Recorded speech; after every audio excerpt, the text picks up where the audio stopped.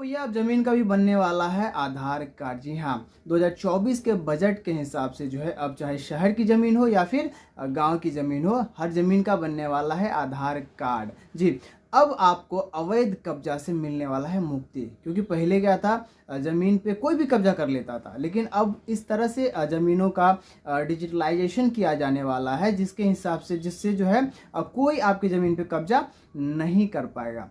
तो आज के वीडियो में हम लोग जानेंगे कि भू आधार क्या है, इसके फायदे नुकसान क्या है, कब से बनेगा, ये क्या प्रक्रिया है बनने का, ये तमाम बातें हम आज के वीडियो में जानेंगे। तो वीडियो में आखिरी तक बने रहिए। आगे बढ़ने से पहले आप सभी से गुजारिश करना चाहूँगा, अगर अभी तक आपने इस चैनल को सब्सक्राइब नहीं किया है तो प्लीज़ चैनल को सब्सक्राइब कर लीजिए, बेल आइकन प्रेस करके ऑल नोटिफिकेशन ऑन कर दे, ताकि आपको हमारे इस चैनल पर आने वाले इसी तरह के नॉलेजेबल वीडियोस का नोटिफिकेशन मिलता रहे। तो चलिए सबसे पहले हम लोग ये समझ लेते हैं कि भू आधार क्या है। तो भू आधार जो है किसी भी जमीन का, है ना, हर एक जमीन का भूमि पार्सल पहचान संख्या है, जो कि 14 डिजिट का होता है। जनरली जो है हमारा आधार संख्या 12 डिजिट का होता है, लेकिन ज़मीन का जो आधार संख्या होगा वो 14 डिजिट का होगा, और जिसमें जो है ज़मीन के मालिक का जितना भी ज़मीन होगा उसके नाम पे, उसका तमाम डिटेल उस आधार संख्या में फीड रहेगा। उसमें एक बारकोड होता है जिसको स्कैन मात्र करने से जो है आपको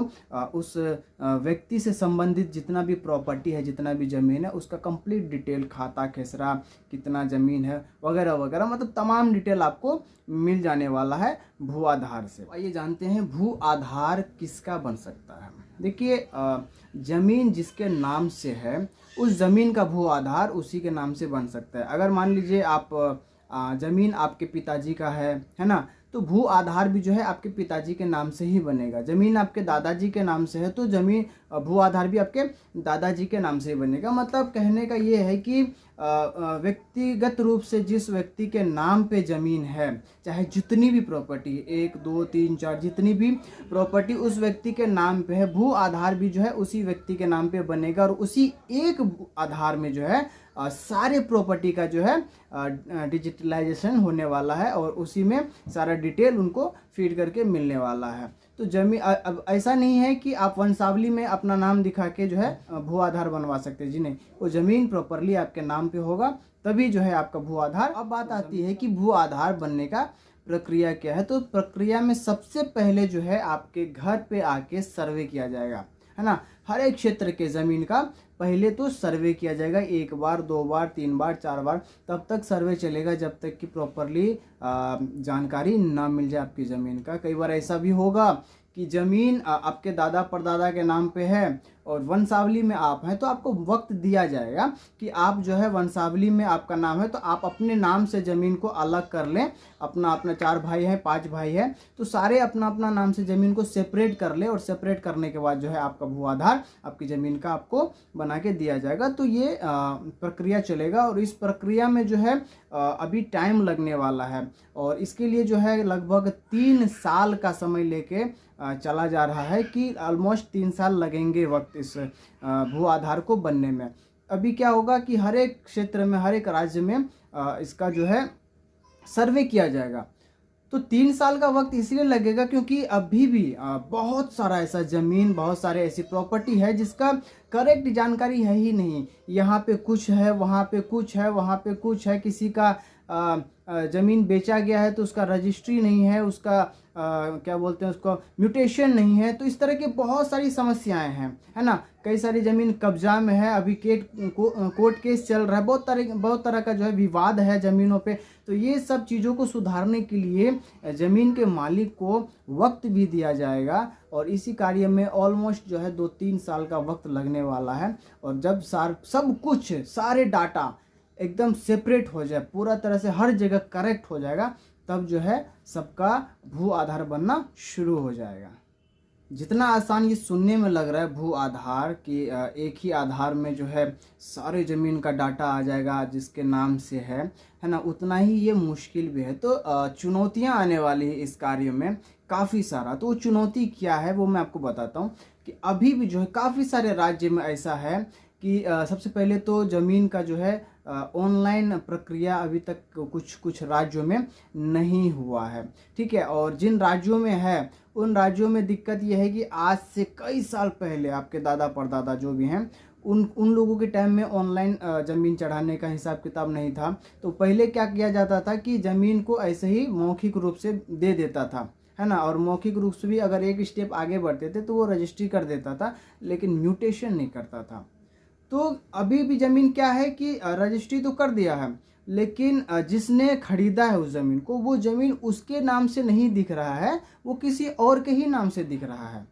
तो मतलब कि जो है ऑनलाइन में अगर चेक किया जाता है तो अभी भी मतलब जो जिसने बेचा था कुछ कई सालों पहले, उनका नाम अभी दिखा रहा है, लेकिन जिसने खरीदा है उनके नाम पे सिर्फ सबूत के तौर पे वो रजिस्ट्री है ना, लेकिन ऑनलाइन उनका नाम नहीं दिखाया जा रहा है। तो ये सब करेक्शन भी करना पड़ेगा। तो वही है कि कहीं कुछ दिख रहा है, कहीं कुछ दिख रहा है, तो इन सब में काफ़ी ज़्यादा चुनौती आएगी। और ये एक केस नहीं बल्कि बहुत सारे केस हैं। कुछ केस ऐसे भी है, जैसे कि बिहार में खास करके ले ले तो बहुत सारे केसेस ऐसे भी हैं जिनमें लोगों का दावा है कि मैं इस ज़मीन पे, इस प्रॉपर्टी पे 100 साल से रह रहा हूँ, इसका माल गुजारी करवा रहा हूँ, सब कुछ करवा रहा हूँ, लेकिन वो ज़मीन गवर्नमेंट के खाते में गैर मजुरवा है। तो इस तरह के कार्यों में भी बहुत सारा डिफ़िकल्टीज आने वाली है। बहुत सारे लोगों का, जैसे कि रेलवे में ज़मीन गया है तो उसका मुआवजा नहीं मिल पा रहा है। रीज़न यही है कि वो उन ज़मीनों को गैर मजुरवा घोषित किया गया है। तो अब ये सवाल आता है कि जब वो 100 साल से रह रहे हैं उस ज़मीन पे, तो ये गैर मजुरबा में कैसे आ रहे हैं। तो ये बहुत तरह की जो है उलझने हैं, उनको सुलझाने में काफ़ी चुनौती आने वाले हैं गवर्नमेंट को, तब जाके जो है ये भू आधार का जो कार्य है वो सक्सेस होने वाला है। भू आधार से जो है फ़ायदा ये भी है कि आने वाले टाइम में जब कभी भी भू आधार बनने के बाद आपकी ज़मीन जो है रेलवे में जाता है या हाईवे में जाता है, कहीं भी जाता है, तो आपको मुआवजा लेने में डिफ़िकल्टी नहीं होगी। आपका भू आधार नंबर डाला जाएगा और उसी से साबित हो जाएगा कि आपकी ज़मीन है, और आपको तुरंत जितनी जल्दी हो सके आपको आपका मुआवजा दिया जाएगा। उसमें कोई भी रुकावट नहीं आ सकता, कहीं भी कोई ऑब्जेक्शन नहीं। बात करते हैं भू आधार का नुकसान और फ़ायदा। तो पहले नुकसान की ही बात कर लेते हैं। देखिए, नुकसान तो खैर नहीं कहेंगे, अगर हम देश के हित में बात करने जाए तो नुकसान नहीं कहेंगे। बहुत सारे हमारे देश में ऐसे भी लोग हैं जो अपनी प्रॉपर्टी हाइड करके रखते हैं, है ना, उसके नाम पे काफ़ी सारी प्रॉपर्टी होती है, वो अलग अलग तरीके से प्रॉपर्टी खरीद के रखे रहते हैं, लेकिन वो उसको पब्लिश नहीं करते हैं, लोग जानते नहीं हैं। तो ऐसे में क्या होगा, अब भू आधार बनने के बाद जो है किसी का भी ज़मीन हाइड नहीं रहेगा, आपके नाम पे एक्चुअल प्रॉपर्टी क्या है वो सब शो हो जाएगा हर जगह, है ना। तो अब आप जो है अपनी ज़मीन को, अपनी प्रॉपर्टी को हाइड नहीं कर सकते। और फ़ायदे की बात हम जहाँ तक करें तो फ़ायदा है इसमें। जैसे कि मैंने अभी थोड़ी देर पहले भी बताया था आपको कि आपकी ज़मीन का जो है कई रेलवे में जा रहा है, किसी हाईवे में जा रहा है, रोड में जा रहा है, नहर में जा रहा है, कहीं भी जा रहा है आपकी ज़मीन, तो उसका मुआवजा जो है गवर्नमेंट से लेने में आपको आसानी होगी, आपको कोई डिफ़िकल्टीज नहीं आने वाली है उसका लेने से। दूसरा बहुत बड़ा फ़ायदा क्या है कि आपकी ज़मीन पे कोई भी अवैध कब्जा नहीं कर पाएगा। पहले क्या था, अवैध कब्जा कर लेता था, नकली कागजात बनवा लेता था, है कि नहीं, नकली कागजात बना के आपके ज़मीन पे अवैध रूप से कब्जा कर लेता था। लेकिन अब ऐसा नहीं होने वाला है। अब आधार कार्ड का जो आपका भू आधार है उसका नंबर फीड करते ही जो है आपका ज़मीन का डिटेल आ जाएगा और पता चल जाएगा कि ज़मीन का असली मालिक आप हैं। तो आपसे आपका ज़मीन अब कोई छीन नहीं पाएगा। ये बहुत बड़ा एडवांटेज है भू आधार का।